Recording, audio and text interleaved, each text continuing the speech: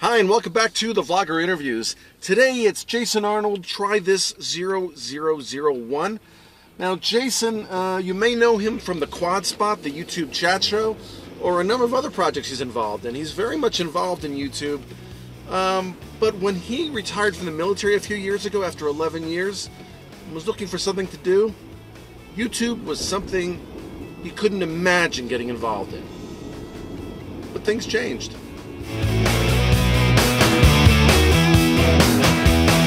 Let's talk about how you found yourself on YouTube. I found myself on YouTube. That is actually very interesting. What happened was I got out of the Army due to some... I was medically retired from the Army. And I was trying to find a hobby, and I was doing World of Warcraft a lot. And I just worked with World of Warcraft, and the problem is I wouldn't get off of World of Warcraft.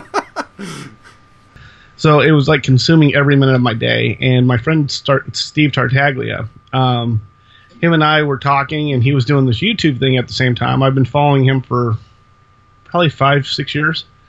And no, 3 or 4 years when he was doing the YouTube stuff, yeah. So I was following him for a while, and I said, man, I don't have the guts to do that. And we bumped into another friend, or he introduced me to another guy called Buddha Charlie. And Buddha Charlie and I and Steve and a couple other guys, Boomer 9168, Manny, Demon Jester J, so many to count, Toad and K, we're all hanging out. And it was actually called, when Google Plus first came out, they called themselves G-Spot. So a whole bunch of guys just hanging out, and they were all YouTubers.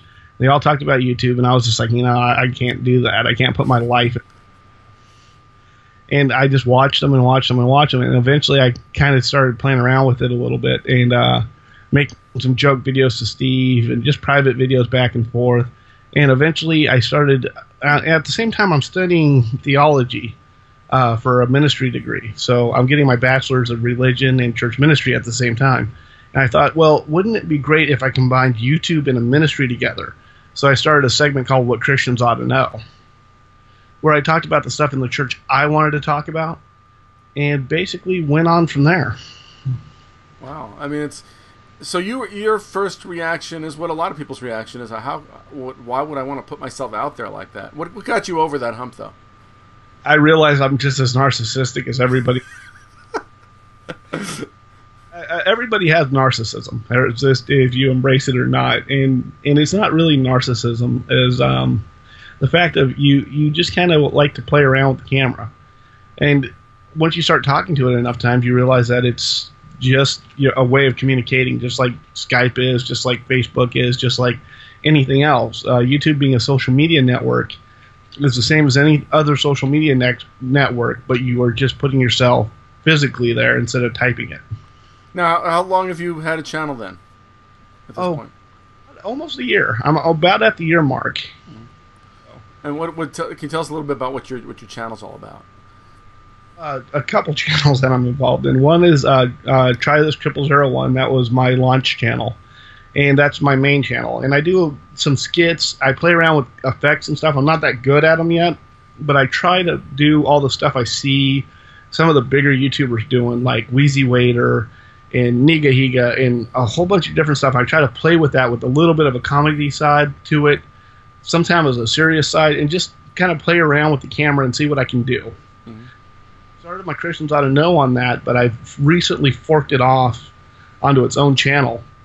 And I'm bringing in Tom Cody and a couple other people, and we're going to get together and work on that channel and develop the ministry side of that. And then I'm also involved with TheQuadSpot, so I'm dealing with the 4 guys that I've kind of grown to love on YouTube, and we've kind of created our own channel.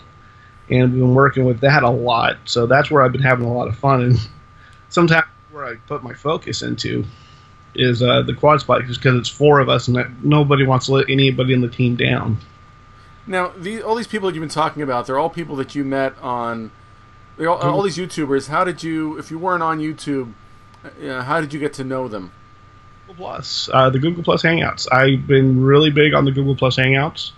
I've met people from all over the world, great guys. I met Coffee and a Slice of Life from Britain, Mark Korn, Mark the Tech Guy from Canada, Paul Finwart, Earth Lion from Australia, Chicky Chicken Head, all these different people from all over the world, and I get to talk to them from home.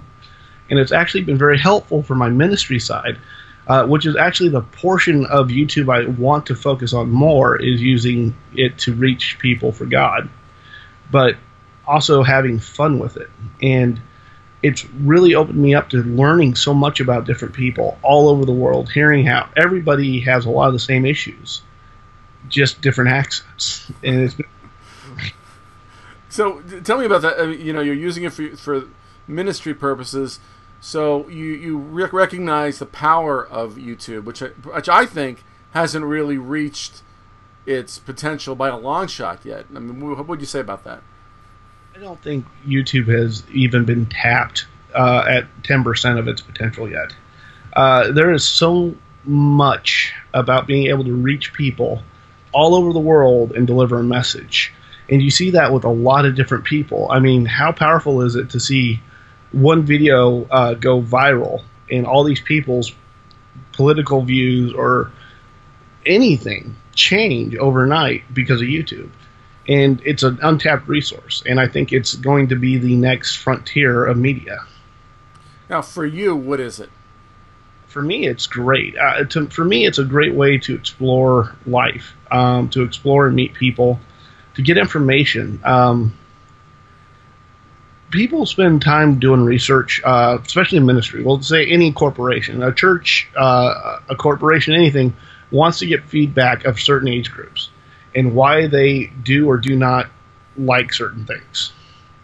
I can get the same amount of data that my church can get, but my church is only limited to the city that I'm located in, where I can get research for Christianity throughout the world in a matter of minutes by sitting down with 10 different people from 10 different countries and talking to them. Marketing, I know a guy named Dan O'Hart, very big on marketing. He has learned how to wield social media and YouTube together to get information for marketing values for his clients. It's great. Just seeing how it works together, it just amazes me. It's so big. I can't even explain what it is to me, except connection to the world at extreme speeds. Let me ask you another question. What do you want it to become to you? I want it to become a free media site. That's what it is, but I want it to become bigger. Information can be shared. Information should be free, and that was what the whole internet movement was free information. And you got to love how YouTube, where you can, if you don't know how to fix your car, somebody does. If you don't know how to fix your computer, a 6-year-old does. If you don't know how to fix something or do something, YouTube's there for it. I mean, I use YouTube to figure out how to sharpen an axe handle for my father-in-law who had an old axe in the shop, needed to get sharpened. Before he cut down some trees, fixing a lawnmower. I use that for fixing some lawnmower issues I've had. I mean, it's anything that you can possibly think of is free information out there. And for somebody who's visual like me and requires somebody to walk you through a step-by-step and see how exactly what's going on, it works great for me.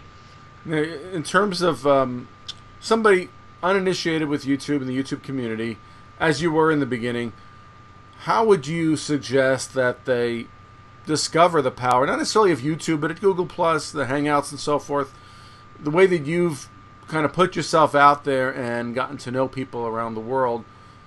That might seem to some people a little bit intimidating. How did you sort of jump into that? How would you suggest somebody jump into that world? You got to try it. I mean, you can't knock it till you try it, the old mentality. Mm-hmm. And so it's a tool like any other tool out there. A screwdriver, a hammer, a weapon, anything out there that can be used by man. And you just have to learn how to work it. And you have to take the time and the patience to learn it. Nothing's going to come free. Just like turning on the computer is difficult for a lot of people. My generation, not so much, but our older generation, anything from turning on the computer can be a miracle for some people, to checking their email. And the problem is that we have to keep working with the technology. Technology is not going away. It's only going to advance. So you just got to keep working with it and finding what you like about it, what you don't like about it. write in what you don't like about it and use what you like about it and exploit it for all it's worth. Thank you, Jason. Remember, you can find him at Trythis0001. I will see you next time very shortly with another vlogger interview.